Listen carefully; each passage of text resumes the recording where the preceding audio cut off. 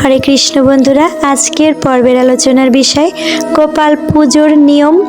তাছাড়া রয়েছে গোপাল পুজোর উপকরণ, প্রণাম মন্ত্র, স্নান মন্ত্র, ধ্যান মন্ত্র, চরণামৃত পানের মন্ত্র, প্রসাদ গ্রহণের মন্ত্র, সমস্ত কিছুই বলবো আজকের ভিডিওতে।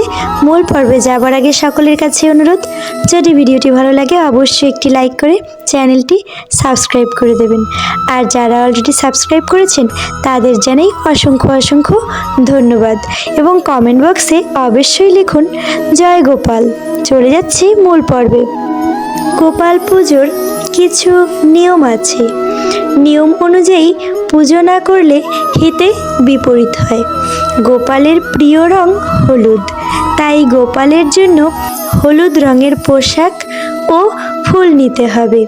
হলুদ রঙের ফুল নিলে গোপাল খুবই প্রসন্ন হয়। হলুদ রঙের ফুল না পেলে সাদা রঙের ফুল দেওয়া যাবে।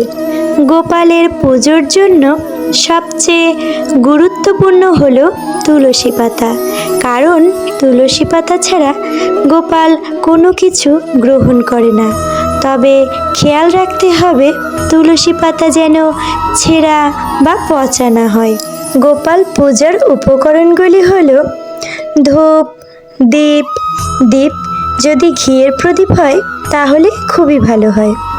টাটকা ফুল, ফল, তুলসী পাতা, দূর্বা, আতপ চাল, পঞ্চগব্য, পঞ্চগুড়ি, পঞ্চবর্ণের গুঁড়ো, মধুপর্কের বাটি, চিনি, দুধ, দধি, তিল, হর্তকি, তেল, গোলাপ জল, আসন, অঙ্গুরীয়।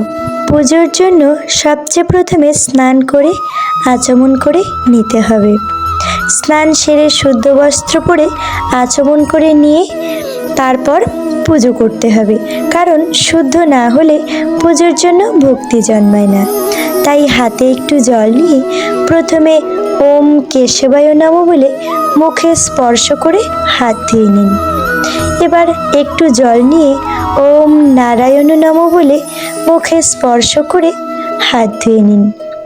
আবারও হাতে একটু জল নিয়ে ওম মাধবায় নমঃ বলে মুখে স্পর্শ করে হাত ধুয়ে নিতে হবে।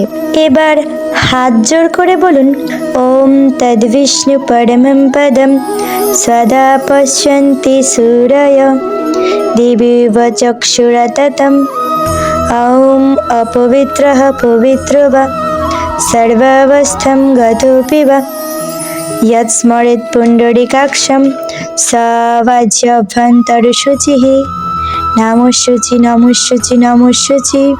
আচমন হয়ে গেলে এবার একটি পিতলের থালা নিয়ে তার মধ্যে গোপালকে নিয়ে নিন। প্রথমে ঘি, অগরু বা গোলাপ জল, তারপর একে একে মধু, দুধ ও সর্বশেষে গঙ্গা জল দিয়ে স্নান করাতে হবে। গোপালের স্নান মন্ত্রটি হল ওম যজ্ঞায় যজ্ঞেশ্বরায় যোগপতয়ে যোগসম্ভবায় গোবিন্দায় নমো নমঃ ইদম স্নানি অম। এই মন্ত্রটি বলে গোপালকে স্নান করাতে হবে। যদি এই মন্ত্র পাঠ করতে অসুবিধা হয় তাহলে হরে কৃষ্ণ মহামন্ত্র পাঠ করেও স্নান করানো যাবে। মহামন্ত্রটি হল হরে কৃষ্ণ কৃষ্ণ কৃষ্ণ হরে হরে, হরে রাম রাম রাম হরে হরে।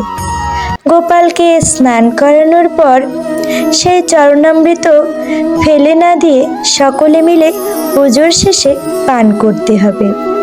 গোপালের চরণামৃত পান করার মন্ত্রটি হল ওম অকাল মৃত্যু হরণম সর্বব্যাধি বিনাশনম কৃষ্ণ পাদোদকম পিতা শিরসা ধারয়াম্যহম। এই মন্ত্রটি বলে চরণামৃত পান করতে হবে। গোপালের এই চরণামৃত পান করলে সকলে সুস্থ থাকে এবং নীরোগ থাকে, অকাল মৃত্যু হরণ হয়। এই মন্ত্রটি পাঠ করে পরিবারের সকলে মিলে চরণামৃত পান করতে হবে। স্নান করানোর পর ভালো করে মুছিয়ে নিয়ে পরিষ্কার সুন্দর পোশাক পরিধান করিয়ে দিতে হবে। এবার একটু সাদা চন্দন ঘষে নিন এবং গোপালের কপালে লাগিয়ে দিন। এবার তুলসী পাতা বা তুলসী দল চন্দন লাগিয়ে গোপালকে অর্পণ করুন। তারপর ভোগ সাজিয়ে দিন এবং আরতি করুন। আরতি শেষ করে ভক্তি ভরে প্রণাম করুন। গোপালের প্রণাম মন্ত্রটি হল নীলোৎপলদ শ্যামম যশোদানন্দন নন্দনম গোপিকা নয়নানন্দম গোপালম প্রণমাম্যহম। এবং এরপর ধ্যান মন্ত্রটি পাঠ করুন। গোপালের ধ্যান মন্ত্রটি হল ওম নবীন নীরদ শ্যামম নীলেন্দি বরলোচনম বল্লভী নন্দনম বন্দে কৃষ্ণম গোপাল রূপিণম। এবার ঘরের বাইরে বের হয়ে দরজা বন্ধ করে গোপালকে ভোগ গ্রহণ করার জন্য সময় দিতে হবে। এই সময় হরে কৃষ্ণ কীর্তন করতে হবে। কিছু সময় পর হাতে তালি দিয়ে ঘরে প্রবেশ করতে হবে।